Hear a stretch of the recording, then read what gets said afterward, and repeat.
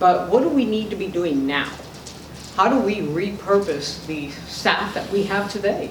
We've got a lot of wonderful workers out there that don't necessarily have the skills that we are going to need in the future, especially as it relates to the advent of autonomous and automated vehicles that's coming and coming very fast. The age of the Jetsons is here, is going to be here before you know it.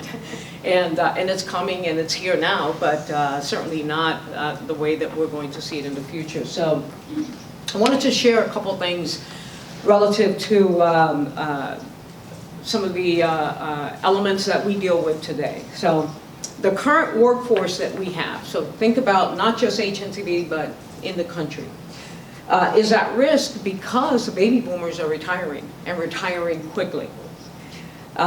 It will take them years to replace that institutional knowledge. 40 to 50% of the current transportation workforce will be eligible to retire in the next 5 to 15 years.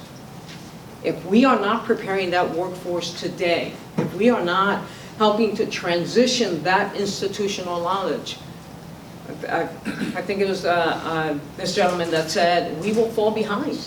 We will remain, and Greg said, we will remain stagnant. We will be out of business. So we have to be focused on helping to prepare for the advent of that technology and those that are preparing to retire. A recent study by the Rockefeller Institute, it's research that is publicly and widely known, estimates that 42% of the 15.5 million state and local government employees are between the age of 45 and 64 years old. 42%. That's pretty significant. Well, I mean, it's significant because those individuals will be retiring over the next 5 to 15 years. 40% of them will be eligible to retire in the next 15 years, and that's a lot of institutional knowledge that will be lost, and it'd be best as we continue to focus on those. Transportation agencies will face an unprecedented level of retirements by senior level managers over the next decade. Nearly double the entire US workforce. That's pretty significant as well. So I'm saying this because we can't sit back and wait. We have to be developing. We have to be deliberately developing our workforce to be prepared for what the future, the fast approaching future will demand. So what does that look like? As you think about autonomous vehicles and automated vehicles, there are positions and roles that will change significantly. I shared this in my organization the other day. I said engineers will have to engineer differently. Planners will have to plan differently. Construction personnel will have to construct differently. A lot of things will change with the technology, with the technology advances.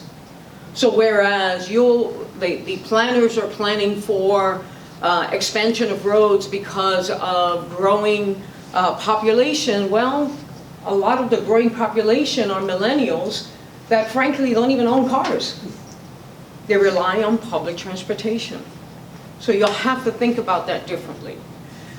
With the advent of technology and the technology that is already in vehicles right now, think about the car that I own. It parks itself. I didn't even know it did that until the other day. But with the technology these days, the roads will have to be constructed differently and wider, and with tools in the roads, because the vehicles will be self-driving vehicles. Transit agencies will have to construct and design street lanes, if you will, to accommodate streetcars, which again, unmanned streetcars, which is happening today. So all of this brings about the need for unique approaches to developing our staff. So let me give you an example of some of the positions that will change. Taxi drivers. We have to train them differently, right? Because in the future, taxis will be most people will be using the livery car service, if you will, the Ubers and Lyfts and that kind of technology, that kind of service. IT professionals. Why are IT professionals going to be needed more in the future? Because the technology needs will change, and we will need more data analysts to take the data and analyze it and allow us to make better decisions going forward. Cybersecurity professionals, we will need more. I mean, you hear what's happening in the political arena right now with the news these days of infiltration, if you will, of interfering with elections and things like that. There are a lot of cybersecurity professionals that will be needed. Land developers will need folks that will be developed and trained to look at how do we develop lands to accommodate the needs that we have from a transportation perspective. Teachers. Teachers will need to be preparing our workforce of the future, and they are a key and important element of this. It takes a village, if you will. So the whole ecosystem of trucking and moving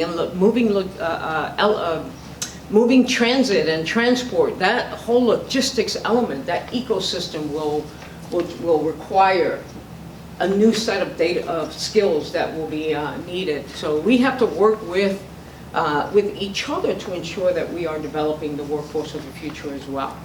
So those are a couple of positions that I wanted to highlight. There are many, many others that will change with the technology needs and the needs of the workforce of the future. Well, we're going to need individuals that are technically competent, right? You need to know what you know in terms of your particular skill set and trade. I think it's important that we also identify individuals that to hire into our organization that are critical thinkers, that are good with collaborating, that have a good technically competent skill set relative to engineering, architecture, and planning, which are essentially what we hire. I think it's important for us to look at our organization and determine that what we need are individuals that are confident, that are situationally adaptable, that they can change, they can go with the flow of change, that they are critical and innovative thinkers so that we can bring to our clients that innovative technology. Business smarts. It's important that we have folks that really understand who they are and how the organization works. How we provide what we provide to our clients is important. But the other thing that we sometimes fail to recognize that's important are the soft skills. So collaborators, I mentioned that earlier, it's a big area. Someone who has self-awareness and really knows where their strengths and their areas of opportunity are. Integrity. Someone who has integrity. Those are the soft skills, if you will, that you don't really can put your arms around, if you will, but are important in what we look for in all of our people. Trust. A genuine sense of caring for growing others. That's important. At HNTV, we have one of our core cultural elements of our firm is what we call the leadership characteristics that we look for in all of our people, and developing others is one of those. We look for in all of our people, not just if you have a leader behind your or as part of your title, but that you are a leader in everything that you do. So even interns that come into our organization, we look for those leadership skills. Always thinking about the what if. So we ask our young professionals, if you will, in our organization, operate with a curious mind. Think about what you need, how the part of the project that you are working with, how does that relate to what comes before and what comes after? That's important as well. So I'm going to close with this. So as we think about the jobs of the future, here's what we have to focus on, in my opinion. How do we attract the talent? You can't just simply recruit the way you've always recruited. You've got to think about innovative ways to attract the talent. Solving the workforce shortage of today will require a diversity focus. Diversity and inclusion is a big part of how we will solve this issue. Women and other underrepresented groups are going to be important, an important part of the puzzle. Develop leaders of the future, people managers. The advent of technology will see more and more people behind the computer screen and behind the email. We have to be more deliberate about communication and engaging with each other. Invest. Companies must invest in upskilling their workers. The skills that we have today will not simply be enough for what we will need tomorrow. So upskilling your workers are going to be important. So investments in training. We need to be doing more with STEM, with educational institutions, especially around the area of STEM, science, technology, engineering, and math. So partnering with educational organizations to help develop curriculum and be a presence in the schools is going to be very important as well. Engaging the workforce to be excited about transportation. Most of our young professionals and others that we're going to need into the future think about transportation, or don't think about transportation as a societal need. We are going to need to help influence that transportation is a key part of how we do business in our country, how we move people, how we move transit, how we move, how we work through the logistical elements of how we do business every day. So those are a couple things that I wanted to mention, but I think it's important that we train, that we develop, that we look for those individuals that are going to be key parts of our organizations. A young professional that's growing, that's going to want to need mentoring and coaching. That's another big part. We've got to do our part to help them develop and grow others. So mentoring and coaching is going to be a big part, and advocating for the youth of today so that they can be contributing members of society tomorrow.